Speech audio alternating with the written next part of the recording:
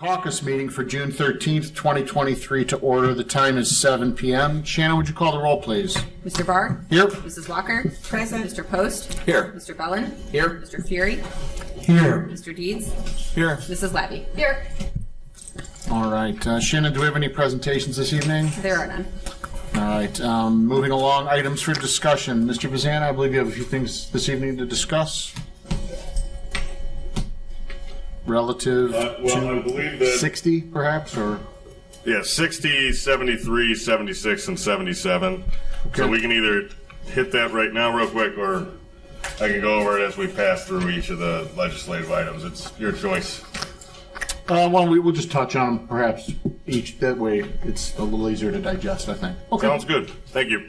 Thank you, Mr. Vazana. Audience participation. Shannon, anyone this evening? There is none. All right. That moves us along to Ordinance 60, 2023. So this is an ordinance to permit the child daycare by conditional use permit in the C5 Mixed Residential Business District as recommended by the Planning Commission. There was a public hearing held on this May 25th of this year. There's some recommendations for revisions to this ordinance. Council passed a motion to send this back to planning for their review and report it on our next meeting, which is June 26th, Monday, June 26th, their next meeting. After that meeting, it'll come back to council for a vote. If passed by council, this will go on the ballot in November for residents to vote on. Anything you'd like to add additional to that, Mr. Vazana? Only one small thing, just for clarification for the residents of the council. I am cognizant that there have been some suggestions that were made. Those aren't incorporated right now into the legislation that's attached to the agenda. There will be a revised piece of legislation, as you requested, that'll be submitted down to the Planning Commission on the 26th, as you mentioned, that will have the items that you wanted added in there. And then, as you said, it'll come back to council with the Planning Commission's recommendations attached to it. Perfect. Any discussion on 60, 2023?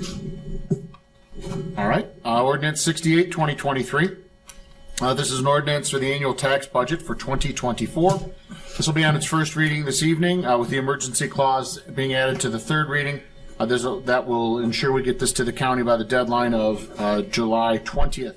Mrs. Conway, do you have anything additional to add regarding that 68 this evening? No, I expect that we can hopefully get this passed by the July 15th meeting and then submit it to the county by July 20th. Yeah, it's a pretty typical process for that. Any discussion? On Ordinance 69, 2023. This is an ordinance to enter into agreement with the Ohio Plan for Property and Casualty Insurance. This is currently our best option for pricing and for plan options. The city also receives a discount for Lexapool systems as well as additional cybersecurity and drone coverage. Any questions regarding 69, 2023? Basically just insurance. I just want to make one clarification. Yes. We did remove the cybersecurity portion of that, Okay. so it will be the next item. We'll discuss that, so we can remove that. Okay. So just the drone coverage and Lexapool as well. But not cybersecurity. They do offer cybersecurity coverage through the Ohio plan. Okay. But we received more favorable pricing due to internal Which is implementation. Ordinance 70. Yes. And we did have it through them. We just pulled it back. Gotcha. Any additional discussion on that? Or we can roll right into Ordinance 70, 2023, which is topical. Ordinance is to enter into an agreement with Travelers Insurance for more comprehensive coverage. This is available to the city because it's implemented additional IT protocols. So this is that cybersecurity that you were referring to, Ms. Conway. Any questions or discussion on Ordinance 70, 2023? I'm curious what cybersecurity costs. So our portion of it is $20,000. It includes cyber coverage and crime coverage. So crime coverage is public employee fraud, misuse of public funds, which was covered under our previous plan, but they rolled both of those into the new cyber package that we were able to get favorable pricing on. Thank you. I think it's so wise to get it in this day and age, knowing, working for companies and knowing how much security we all go through and hearing about other companies that were held hostage and stuff. So I think it's very wise for us to get separate insurance for that. Anything additional on 70, 2023? All right, moving along to ordinance 71, 2023. This is an ordinance to purchase a 2023 leaf machine through Best Equipment using our Sourcewell state pricing. This purchase was part of the capital improvements projects that went through the CIB and Finance Committee last year, and it is currently part of this year's budget. The budgeted cost of the machine was $135,000. There was a price increase, and the new amount or revised amount is $155,076.08. To be able to make the purchase this year, the Service Department will be postponing the purchase of roller and chipper until 2024. We're asking to this be placed on an emergency this evening so that we can enter into an agreement prior to any additional price increases. Any specific questions regarding 71, 2023? I would like to just give them some props for foregoing some other spend to make this happen this year. I know that's not easy to do, and I know that was a piece of material that they needed, and the fact they're, foregoing it, it means a lot. I appreciate it. Absolutely. Ms. Walker? Yes. How long does a machine like this last? This one was from 1993, the one we're replacing. Okay. Oh, okay. All right. Quite some time. Definitely get our money's worth. 30 years. Anything additional on 71? Carry the one. All right, that moves us along to ordinance 72, 2023. This ordinance is the official intent to reimburse funds pertaining to the Ravenna Sanitary Sewer Replacement Project. This is an Ohio Public Works Commission project. This will provide 50% of the total project cost, not to exceed $258,280, for the sole and express purpose of financing or reimbursing the cost of the project. Our city engineer, Amy Moore, did speak a little bit about this on 72. This is basically just to state that as the city spends the money, we then get reimbursed for that money. Anything further on 72? Any discussion? Okay. Hearing none. Ordinance 73, 2023. This ordinance is to amend section 743.015 regarding mobile food vehicle regulations. Mr. Vazan, anything you'd like to share on this evening? I do, Mr. Barr. So, Thank you. as part of the city's commitment to reviewing the business regulations in a continuous manner, the city took a look at the mobile food vehicle regulations, which I believe were, last adopted in a couple years ago, 2021, maybe 2020. And one of the items that we identified to propose to the council was a couple narrow revisions to section 743. With your permission here, I was going to hit those real quickly and then remind the council that obviously this will be up for discussion. It'll be read 3 separate times before we have a vote. So if you want to digest it all, and then we can talk about it at our next meeting, that obviously would be perfectly okay. So the first revision here is that currently we prohibit mobile food vehicles to operate within 500 feet of essentially a brick and mortar restaurant unless the restaurant provides a written waiver. We're recommending here that we flip that and we prohibit that 500 feet from a restaurant unless the mobile food vehicle is part of a special event. So that'd be the first change. And then the second pair of changes would be that we'd limit the placement of mobile food vehicles to only 5 days per month in any one particular location, as well as making it clear that mobile food vehicles can't be left unattended overnight, and they have to be removed from these locations throughout the city, which many times are in parking lots, public right-of-way areas, or right adjacent to said areas by 10:30 p.m. and can't be stored, as I said, overnight until 6:30 a.m. when they can come back to their location. So again, prohibit their location to being within 500 feet from brick and mortar restaurant establishments unless a special event is going on, which we already have a separate section within our mobile food vehicles to address special events. The city has a robust calendar of special events throughout the summer, so we don't want to prohibit their usage in those instances. And then as well, no overnight storage unless it's in an enclosed structure. And overnight is defined as between 10:30 p.m. and 6:30 a.m. So like I said, this is our first reading tonight. You can dig into the red lines that are here attached to the legislation. I'd be happy to answer any questions tonight or any of the other nights that we may have any further discussion on this item. I appreciate that. Thank you, Mr. Vazana. Any questions or any other discussion on 73? As Mr. Vazana stated, we will be reading this every time. So. I do have a couple of questions. Sure. It's okay. So I understand that Mr. Vazana, that the changes here that are being contemplated are only the ones that are bolded in our language here. But are we open up to discuss a couple of these other items that are in here? In other words, Sure, yeah. let's say if you look at item 5, I guess that is, it talks about, I guess I'm looking at a couple of these things. that amplified sound or sound equipment or visual attractions such as balloons or streamers, should not be allowed. Like, some of that stuff gets to be kind of subjective, doesn't it? Like, what is considered amplified sound?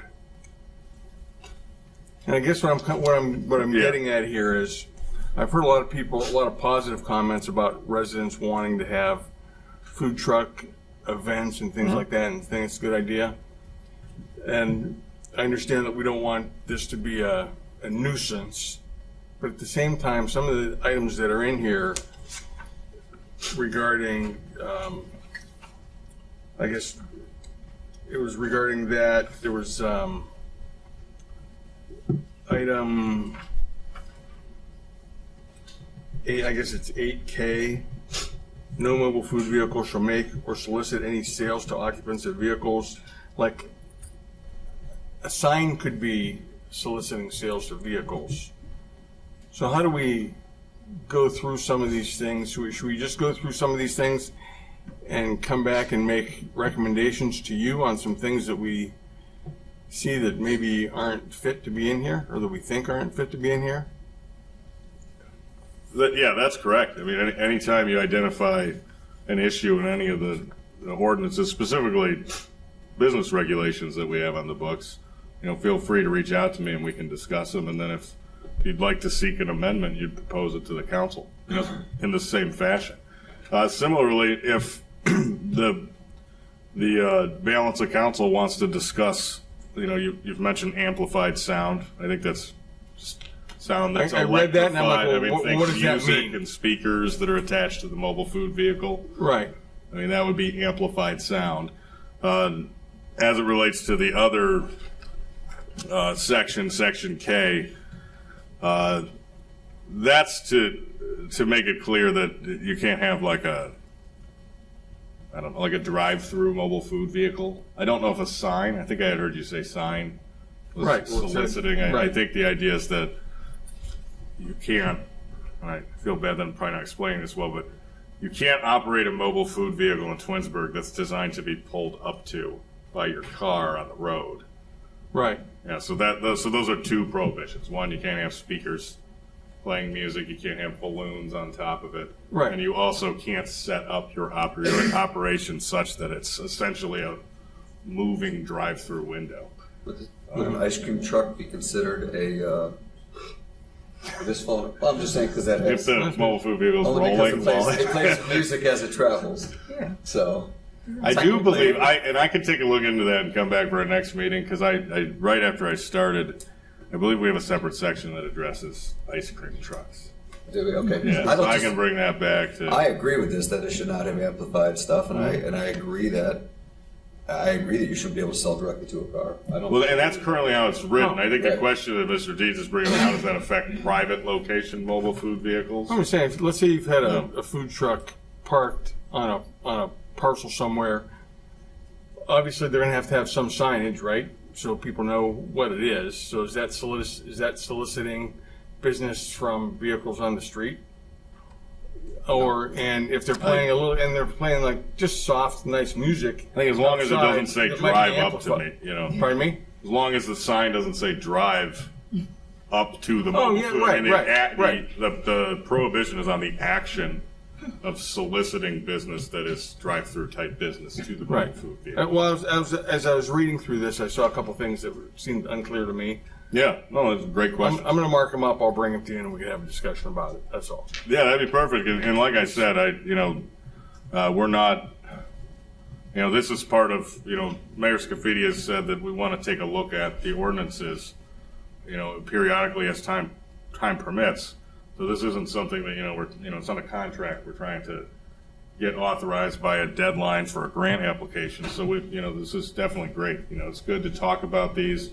We've had a couple years on the books now where we've had mobile food vehicles. Or permitted them. I've always said that's a good time to do exactly what we're doing right now, is talk about what have we liked, what have we disliked, and are there any changes that are that we think might be necessary. So, but give me a call, Mr. Deeds, and we can talk about it. I'll mark it up and bring you some. All right, cool. Thanks. Thank you. And anything else regarding 73-2023? No. All right, moving along, ordinance 74-2023. This is an ordinance appropriation for appropriation amendments. When the permanent budget was passed, the status of our loan for the wastewater treatment plant project design phase was unknown and appropriations had not been made. The city was awarded a loan in the amount of $1.33 million for this phase of the project. Does anyone have any discussion on ordinance 74-2023? Anything to add? This just puts a revenue account so that you can receive the money and park it. Exactly. Thank you, Mr. Fury.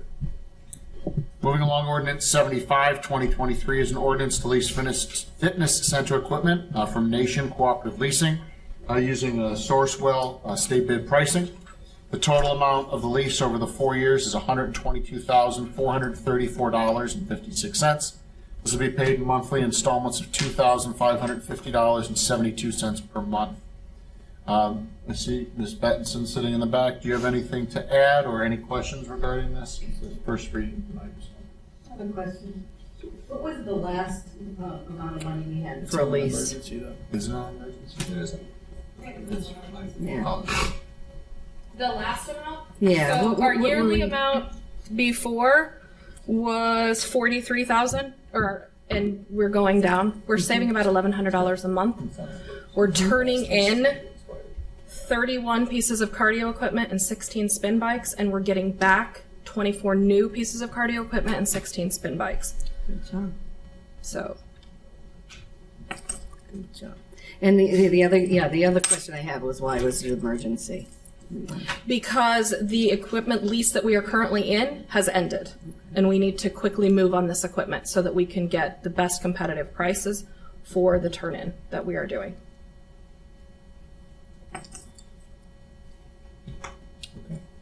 Anything else? Was Libby good? Yes, thank you. All right. Thank you. Thanks, Jim. Ordinance 76-2023 is an ordinance for some changes to the salary ordinance. Mr. Vazana, anything you'd like to touch on 76-2023?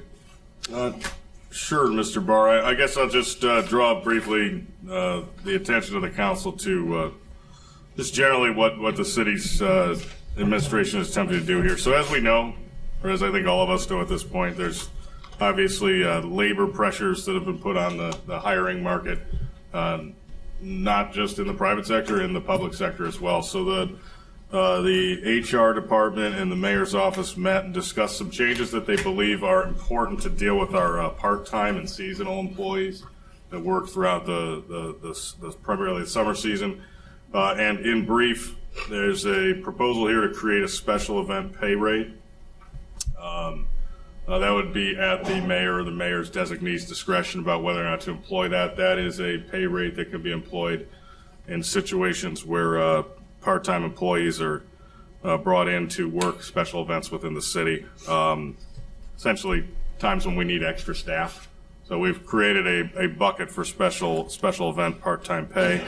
And then generally within the Parks and Recreation departments and then the assistant golf pro at the Glen Eagles Golf Course, there's a recommendation here to raise the top line of the pay ranges with these part-time employees a couple bucks, again, to deal with having the ability or putting that tool in the toolbox for the hiring managers to be able to make offers that are commensurate with what the market is calling for.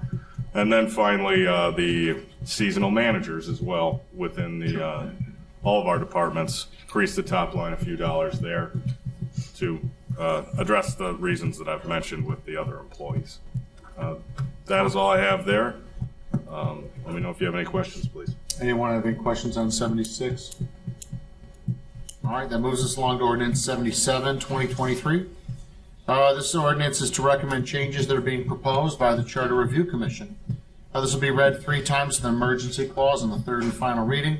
Thereafter, it will be submitted to the Board of Elections for placement on the November 2023 general election ballot. Mr. Vizana has asked that council please review these changes. We'll plan on having a full discussion of these changes at the June 27th caucus meeting. Is there any discussion or anything anyone would like to add to ordinance 77, 2023? I also just want to say that if you have any questions, you can also ask me, just shoot me a text or whatever, because I was there for all the discussions. So if you have any questions, certainly you can ask Mr. Vizana, but I could help you out also. Can I ask you a question? Sure. Department of Planning and Economic Development, why did you get rid of the building commissioner, the engineer, and I will let Sam address that one. Curious, it seemed like a pretty big wipeout. They were all under the planning, the director of economic development and planning, and we made them their own separate department because that's really how they operate. So it matches how they operate. Oh. They operate as engineering is its own department, and so is building. Yeah, I mean, that was kind of wrong anyway Yeah. to begin with, but Exactly. I didn't realize that. A mega department Right. in the charter. The codified ordinances that have been passed have essentially built a reality where each of these different individuals and officials are performing tasks that, you know, many other cities have divided up into departments like the engineering department. So just to make clear, that recommendation by the commission doesn't eliminate those positions. It eliminates it from all being a part of one mega department in the city that was engineering, planning, building, architecture. I mean, you name it, it seemed to have been dumped in that one paragraph there. Maybe Rebecca over everybody. Yeah, right. Yeah. So now Rebecca is her own department. of Yeah, planning. indeed. Ms. Ziegler was, technically speaking, the supervisor of all of those officials within the city. So now it's just her and Lynn as their own department. If these amendments would pass, that's correct. It would be Ms. Ziegler, and the city planner would be the Department of Community Planning and Economic Development, as opposed to this previous mega department that was in that paragraph. But that's a great question. Those positions are not gone. We have a building commissioner, we have city engineer within our codified ordinances, and we have all of their different duties that are spelled out through those codified ordinances as well. One of the things you said was this was actually just changed to map what we're actually doing, as opposed to, we're not changing this or we're going to change our ways, we're changing this to match what we're actually doing. Well, it actually makes sense too. Yeah. Okay, thank you. Thank you, Mr. Vizana. Any additional conversation on 77? All right, that concludes legislation. That moves us along to miscellaneous. Council, does anyone have any miscellaneous items to discuss during caucus this evening? All right, hearing nothing new on that front, I'm going to adjourn the caucus meeting at 7:23 p.m.